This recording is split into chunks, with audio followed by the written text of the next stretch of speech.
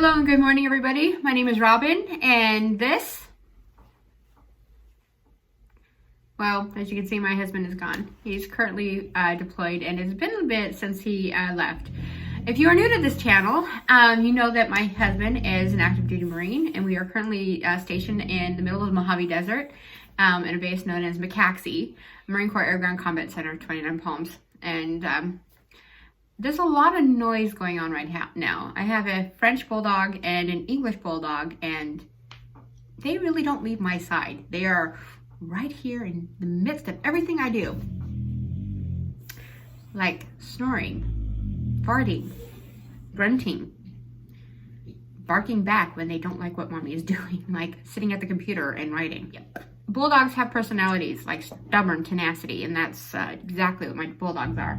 So I thought I would do an update, kind of bring you guys forward and up to date as far as what's going on between my husband and all the things, so you guys know. What I'm going to be sharing with you as far as what's going on with my husband and all that great stuff is not operational security, so we don't violations, so you don't have to worry about, oh my gosh, she's sharing something, she should be talking about it, oh my goodness. This information is actually on the website with my husband's unit. So it's not violating anything. This is actually in the media already. So this is out there. It's not secured information. So I'm not violating anything. Now, as far as specificity, as far as where they're actually located, what camps they're on, that information is secured. That information will not be shared. So don't worry about it.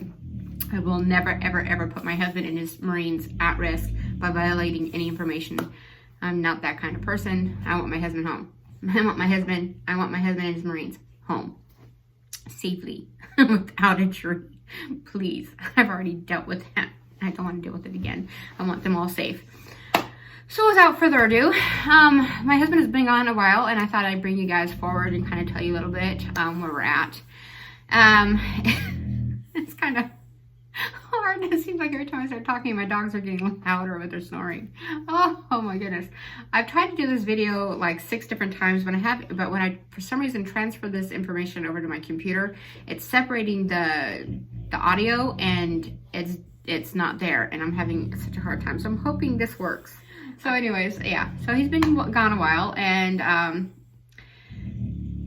every deployment has its ups and downs, and normally when my husband deploys, we kind of try to find our groove, a routine kind of a thing, a pattern that kind of exists within its to bring a type of normalcy. You know, the military has its thing, its own rhythm, its own battle rhythm. You know, your husband is home, they go to work, they go to training, they go to blah blah blah, and then they deploy. My husband's a Marine. This is what Marines do in deployments. It's life. So you get in kind of, you know, especially if you're married to a man that's in an infantry unit, this is life. School, training, you know, field preparation, and off to deployments. So with that being said, you kind of get into this rhythm, but then, you know, you get into that, comfortable within that rhythm until that time of deployment where they're actually gone, and you have to adjust your normalcy. The things, you know, is now up to me to fully take on 100% of everything. You know, making sure all the documentations and, you know, all the payments, the financial, everything is taken care of, making sure everything is done. The household chores, you know, I'm not talking about just the household, the vehicle maintenance, everything is done, you know, because they're going to be gone, and not just for this, you know, little bit amount of time. They're going to be gone for an extended amount of time, and you have to make sure that all the upkeep is done on that. You know, making sure even this minute things like taking the trash out. You know, you think that, but that was something my husband did. It was kind of like this little thing that, you know, we'd get up, I'd make him coffee, and, you know, it's just those things become a routine for us, and now I have to change, and it's kind of like, it takes a bit, and it takes a bit to find my new rhythm. Sometimes it's only a couple days, sometimes a couple weeks, but right now I'm struggling. I will be honest with you, I am struggling. As soon as he walked out the door, the charity that we volunteer with kicked back in. I mean, he walked out the door and they were having a function, an event out here. So it was like walk out the door and boom, right into that. So I hadn't been able to find my routine yet.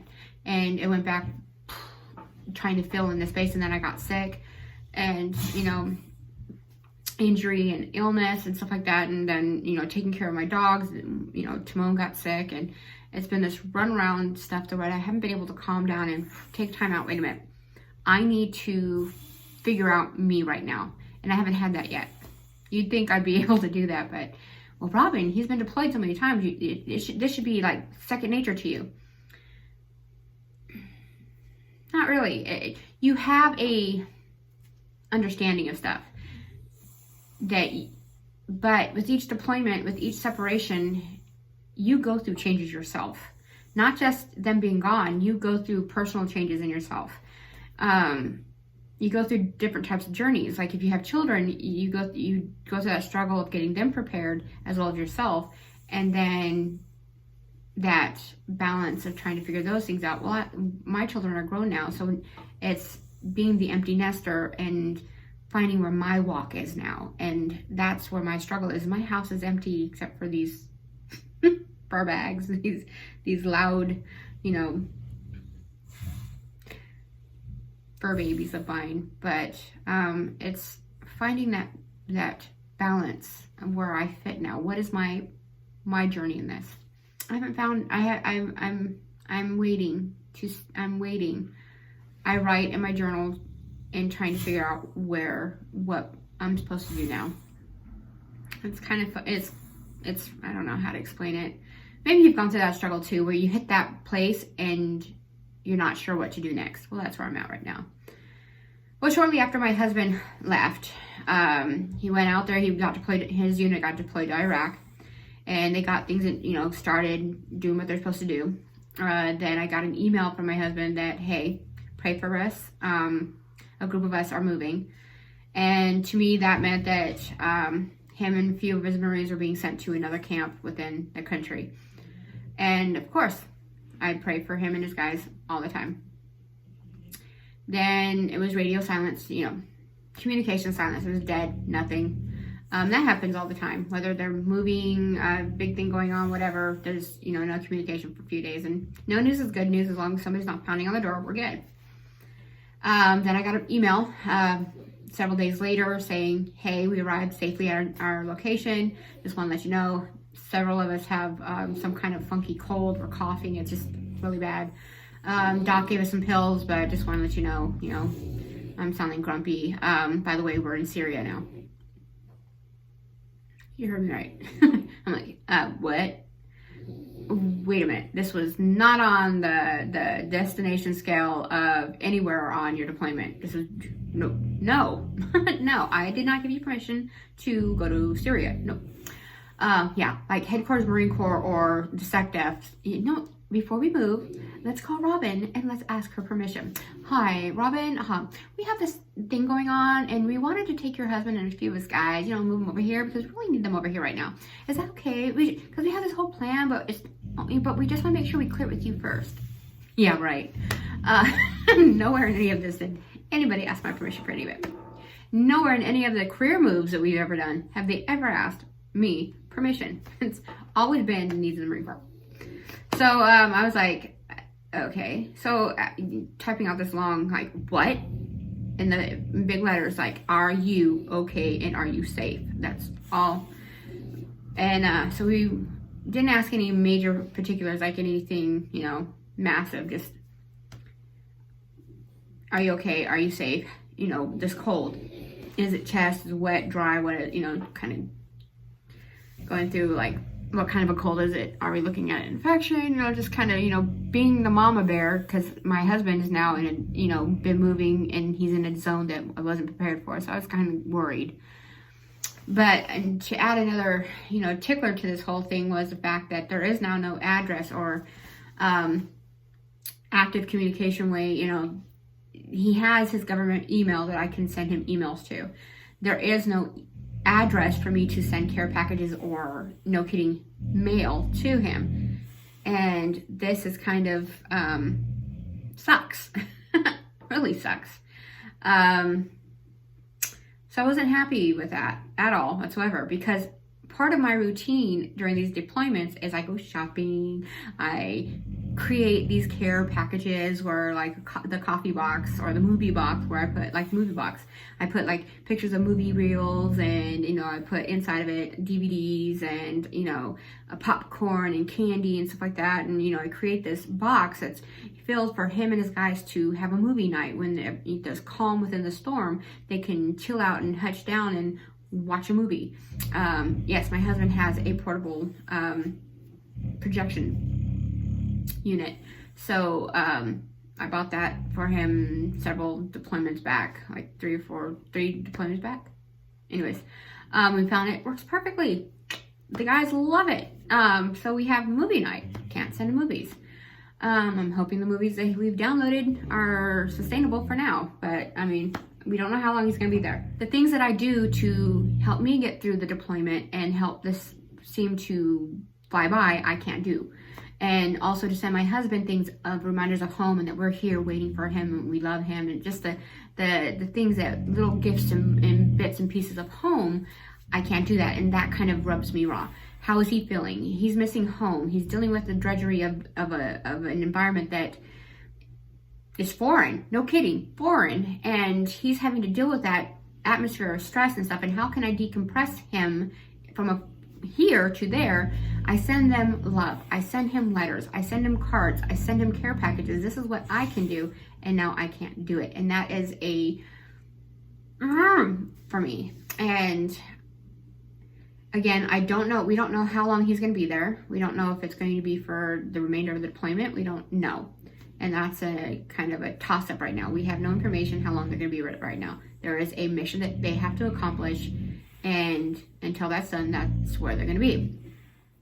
Now, I can either spend all the time right now worrying about where he's at, which helps nobody. My focus is not where it needs to be, and it's sure in the heck not getting anything done. And I can stay in this mode, this kind of like, you know, whacking out, you know, just going blah.